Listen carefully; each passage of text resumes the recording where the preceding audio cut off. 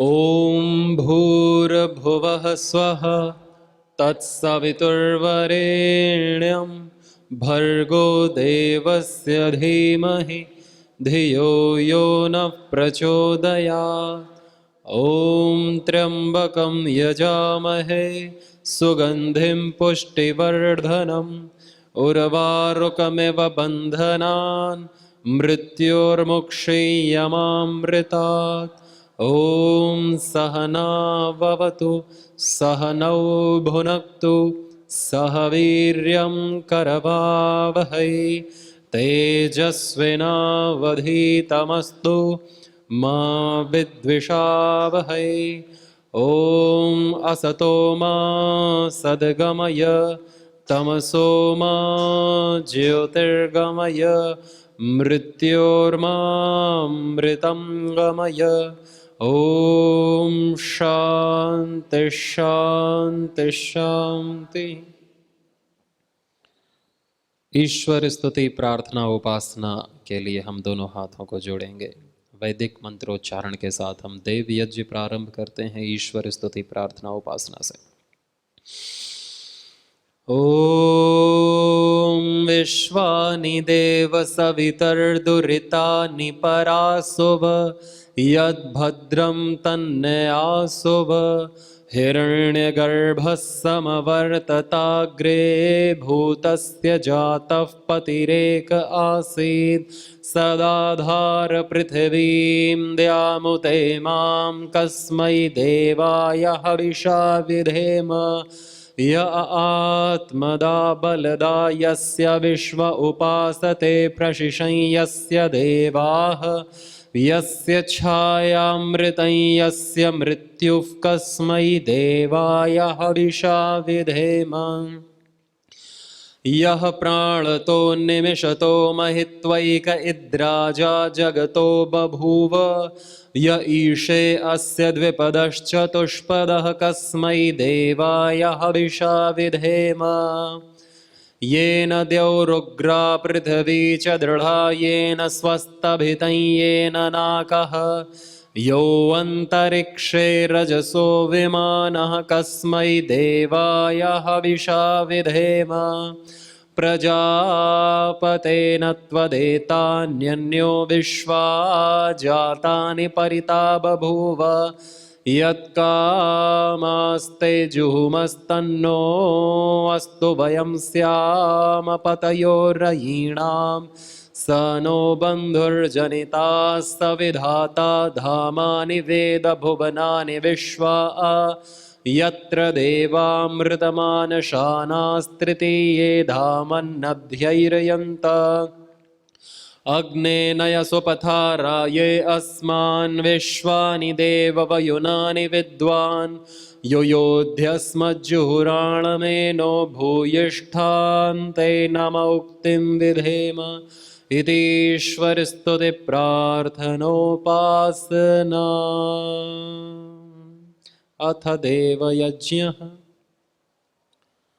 ध्यान मुद्रा में दोनों हाथ अब हमारे यज्ञ साधक मन ही मन गायत्री मंत्र महामृत्युंजय मंत्र से अपनी आहुति देते रहेंगे और हम भगवान का ध्यान करेंगे कुछ पलों के लिए।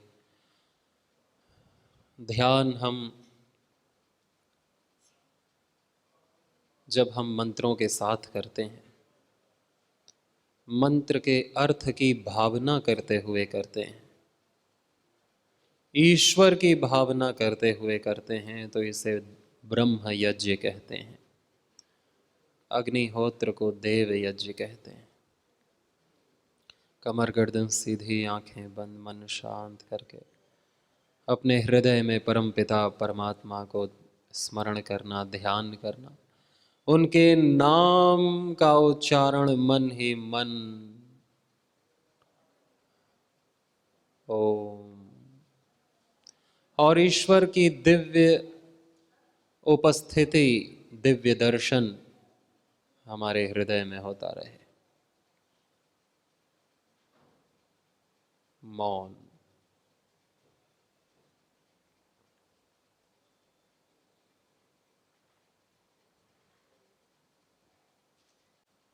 उस अव्यक्त अमूर्त को व्यक्त और मूर्त रूप देना है, तभी हम तो उनका दर्शन कर पाएंगे प्रेम से, श्रद्धा भावना से। भगवान मूर्त रूप में प्रकट हो जाता है हमारे हृदय में। अहम हृदय सर्वभूतानां ज्ञात्वा माम शांतिम ऋच्छते। अंगुष्ठ मात्र पुरुषो अंतरात्मा सजा सदा जनानाम हृदये सन्निविष्ट।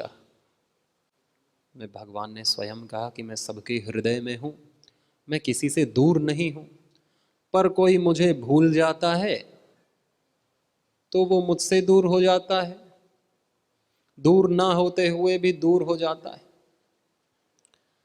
स्मरण ना होने से हम दूर हो जाते हैं, हम भूल जाते हैं भगवत्ता को, अपने चिन्मय तत्व को, अपने पूर्ण तृप्त, अपने भूमा स्वरूप को। हरे शरणम हरे शरणम हरे शरणम हरे शरणम हरे शरणम हरे शरणम हरे शरणम हरे शरणम। सभी गाएंगे मेरे साथ तालियों के साथ।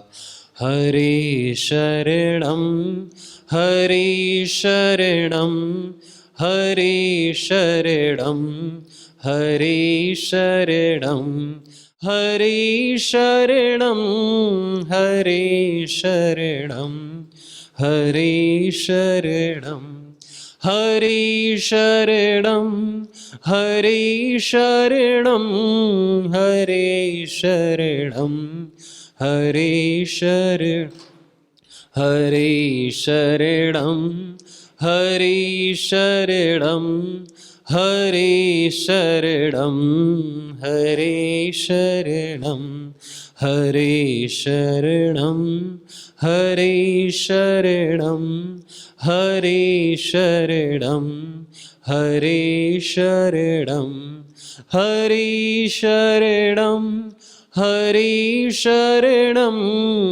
हरे शरणम हरे शरणम हरे शरणम हरे शरणम।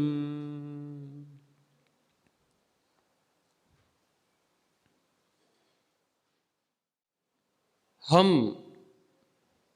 जीवन जीते हैं तो हम कोई आलंबन लेते हैं जिसके सहारे हम इस जीवन को सुख से, शक्ति, शांति से जी सकें।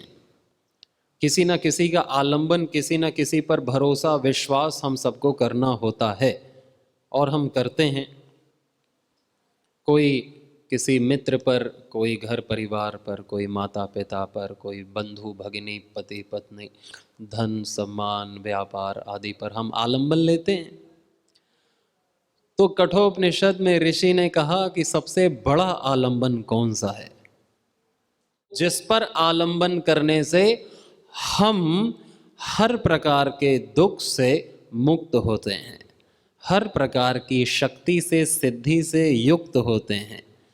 किसका आलंबन सर्वश्रेष्ठ है, किस एक मात्र का आलंबन लेने से हम सर्वगुण संपन्न हो जाते हैं, फिर किसी का आलंबन लेने की जरूरत ना पड़े, ऐसा कौन सा आलंबन है।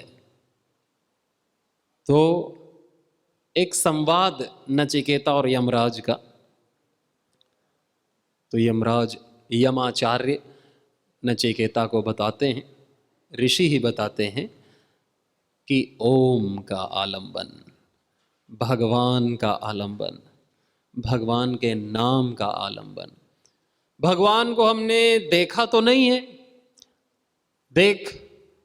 दिखता तो ये संसार है, हालांकि ये भी भगवान का मूर्त रूप है। भगवान के दो रूप हैं, एक अमूर्त, एक मूर्त। मूर्तम च मूर्तम च यस्तद्वेदो भयम सः। मूर्त अमूर्त, व्यक्त अव्यक्त और विश्वमय विश्वातीत भगवान को हमने नहीं देखा, लेकिन हमने सुना है उसके बारे में खूब सारा, गुरुओं से, संतों से, ऋषियों से, शास्त्रों से हमने सुना है। और भगवान ने हमको ये सामर्थ्य दे रखी है कि हम सुने हुए को मान सकें, सुने हुए पर श्रद्धा कर सकें। ये मनुष्य के पास ही सामर्थ्य है मानने की। और देखे हुए का वैराग्य कर सकें। जो दिखता है उसे न मानना और जो नहीं दिखता है उसे मानना, ये सामर्थ्य मनुष्य के पास है, किसी के पास नहीं है। इसलिए भगवान का आलंबन जो लेता है वह भक्त बन जाता है, वह ऋषि बन जाता है। संसार का आलंबन जो लेता है वो संसार में ही रहता है। संसार से पार जाने के लिए संसार के आलंबन को तुच्छ मानकर हमें भगवान का आलंबन लेना श्रेष्ठ है। ऐसा ऋषियों का आदेश उपदेश है हम सब के लिए कि स्वस्थ रहना है पूरी तरीके से, मानसिक, बौद्धिक, आध्यात्मिक रूप से, और भव सागर से भी, भव रोग से भी तरना है, स्वस्थ रहना है। तो किसका आलंबन लें? ओम का, भगवान का, क्योंकि वो व्यक्त भी है और अव्यक्त भी है, वो अमूर्त भी है और मूर्त भी है। जो हमको दिखता है वो भी उसी का रूप है, हमको जो सुनाई देता है, जो नाम है, वो उसी का नाम है। सारे नाम उसके, सारे रूप उसके, कण कण उसका, सब उसी से बना है, सब उसी की शक्ति है। और साधक जागरूक होकर के, अलर्ट होकर के संसार में भी भगवान का ही दर्शन करता है, भगवान की ही विभूतियों को देखता है, भगवान की ही सुंदरता, भगवान के बल, भगवान के ऐश्वर्य, सब कुछ भगवान का ही देखता है, जानता है, मानता है। हम भी भगवान के हैं, सब कुछ भगवान का है, मेरा कुछ नहीं है और मेरे लिए भी कुछ नहीं है। कितनी सारी चिंताओं का, असंतोष का समाधान हो जाता है यदि हम शास्त्रों के वाक्यों पर चिंतन करते हैं। तो शास्त्र एक बहुत बड़ी औषधि है। ऋषियों की वाणी, संतों की वाणी, जिसको सत्संग कहते हैं, जिसको प्रकृष्ट वचन प्रवचन कहते हैं, उससे हमारे कितने प्रश्नों के उत्तर मिल जाते हैं। हम अपनी चिंताओं से मुक्त हो जाते हैं। कब? जब हम छाया में रहते हैं भगवान की या भगवान के भक्तों की। कितनी भी चिंता हो, कितना भी तनाव हो, लेकिन जब हम गीता का स्वाध्याय करते हैं या संत वाणी का स्वाध्याय करते हैं तो हमारी बुद्धि ब्रॉड हो जाती है, खुल जाती है। फिर हम तुच्छ नहीं सोचते, छोटा नहीं सोचते, हमारी बुद्धि बड़ी हो जाती है। और जब बुद्धि विराट हो जाती है तो इसमें दुख नहीं ठहर पाता। दुख ठहरता है छोटी बुद्धि में, अहंकार ठहरता है छोटी बुद्धि में। इसलिए कहते हैं विराट का ध्यान करो, आकाश का ध्यान करो। आकाश भी विराट है। जिस पर ध्यान करेंगे हमारा चित्त वैसा हो जाता है। छोटी चीज पर ध्यान करते हैं, चित्त छोटा हो जाएगा। चित्त वैसा रूप ले लेता है जिस पर हम ध्यान करते हैं, हमारा चित्त वैसा रूप ले लेता है। आकाश का ध्यान करेंगे, विराट का ध्यान करेंगे तो चित्त विराट हो जाता है, और विराट में कोई भी मल मलिनता नहीं आती है। जैसे समुद्र कभी गंदा नहीं होता, कितना भी हम उसमें कचरा डालते ही हैं। वायु कभी गंदी नहीं होती, उस एरिया की हो जाएगी लेकिन पूरी नहीं होगी। वो कचरा अपने आप ठीक कर देती है वायु। उससे भी सूक्ष्म है आकाश तत्व, उससे भी सूक्ष्म तत्व है प्राण तत्व, उससे भी सूक्ष्म तत्व है आत्मा तत्व, परमात्मा तत्व। इसीलिए तो महर्षि पतंजलि ने कहा, स्थिर सुखम आसनम प्रयत्न शैथिल्य अनंत समापत्तिभ्याम।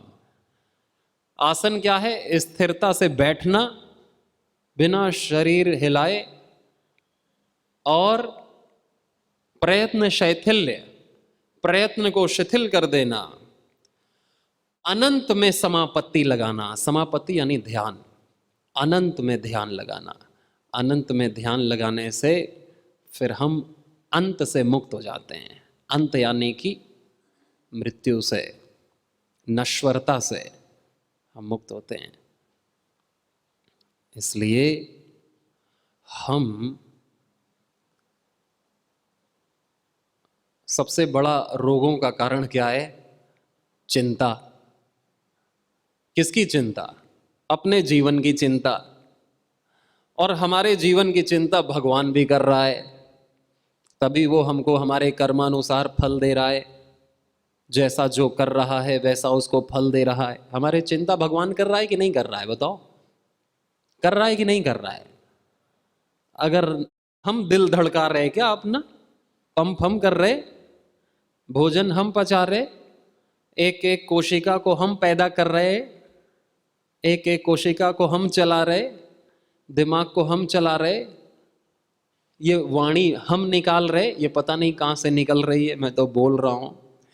वाणी कहाँ से आती है? किसी को पता है ये आवाज नीचे कहाँ से आ रही है और कैसे आप तक पहुंच रही है? बिना वायर के, बिना किसी रेडिएशन के कैसे पहुंच रही है आप तक? हम देख कैसे पा रहे हैं? हम देख कैसे पा रहे हैं? कैसे ये रंग दिख रहे हैं? हम सूंघ कैसे पा रहे हैं?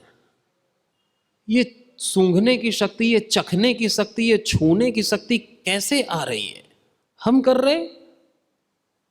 ये वायु हम चला रहे, ये पेड़ को हरा भरा हम रख रहे, फूल पत्ती, क्या काम हम कर रहे हैं ये बताओ?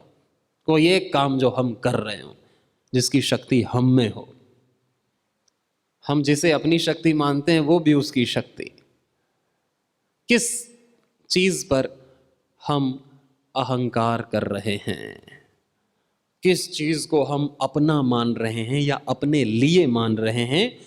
और चिंता का यही कारण है कि किसी चीज को अपना मान लेना, अपने लिए मान लेना, फिर उसकी चिंता करते रहना कि ये मेरी बनी रहे, ये दूर न जाए। बस अज्ञान से चिंता शुरू और ज्ञान से चिंता खत्म।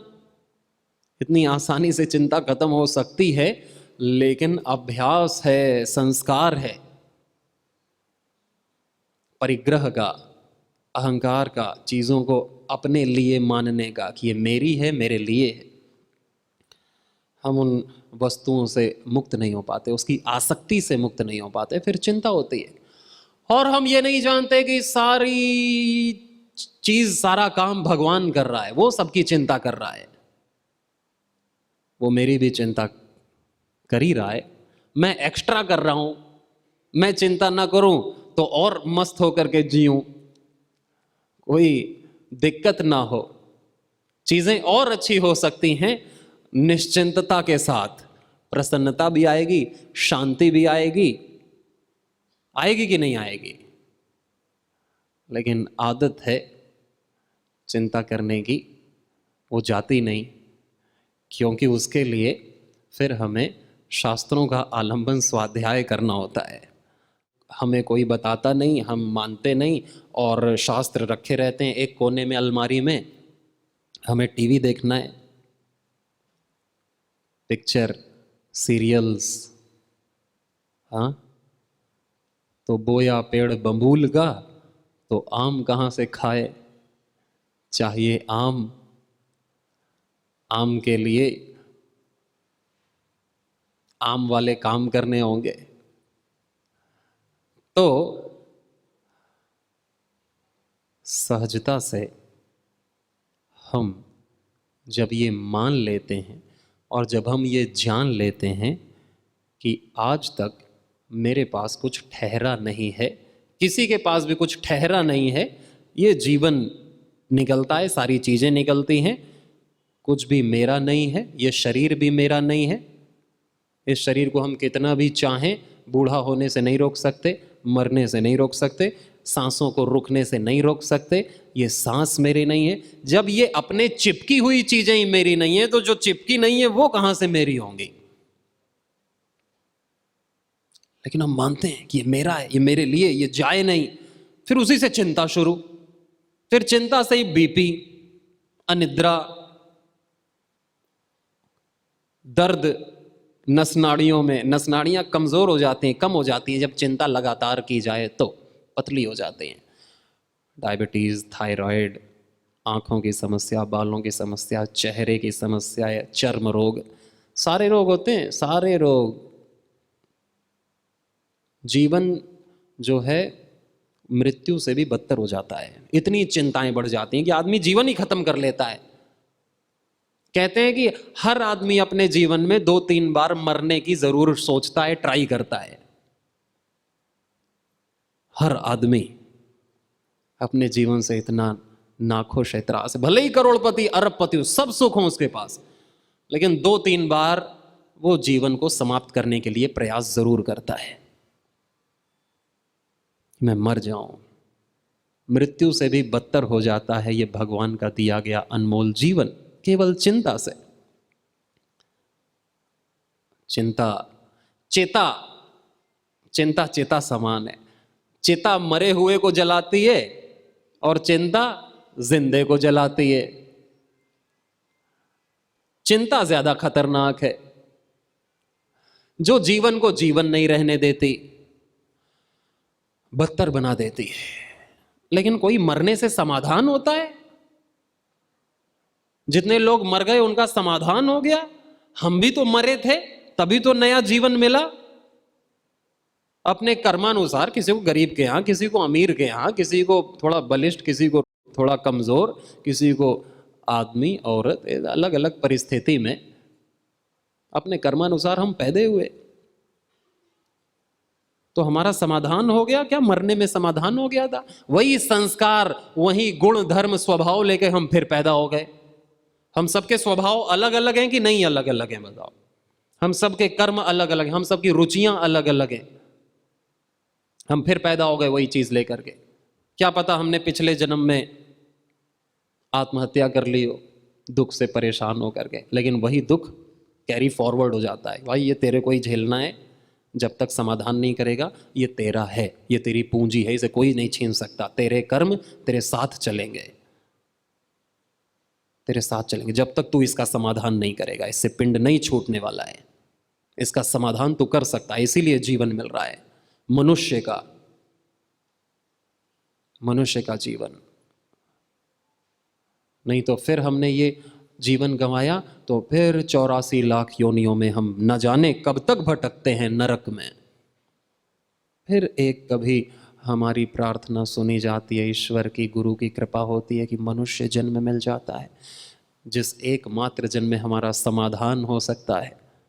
हम चिंता मुक्त हो सकते हैं, पूरी तरह से दुख निवृत्ति हो सकती है, केवल और केवल इस अज्ञान से मुक्त होने से कि मेरा कुछ नहीं है और मेरे लिए कुछ नहीं है। मैं खुद ही इस संसार के लिए हूं, मैं खुद भी अपने लिए नहीं हूं। मैं खुद भी अपने लिए कुछ नहीं कर सकता। मैं तो हूं, अपने लिए क्या कर सकता हूं? मैं जो भी कर सकता हूं संसार के लिए कर सकते हैं। जैसे सारी दुनिया मेरे लिए कर रही है। एक भजन भी है ना, नदियां न पिए कभी अपना जल, वृक्ष न खाए कभी अपने फल, अपने तन का मन का धन का दूजों को दे जो दान रे, वो सच्चा इंसान रे, इस धरती का भगवान रे। नदियाँ न पिए कभी अपना जल, वृक्ष न खाए कभी अपने फल।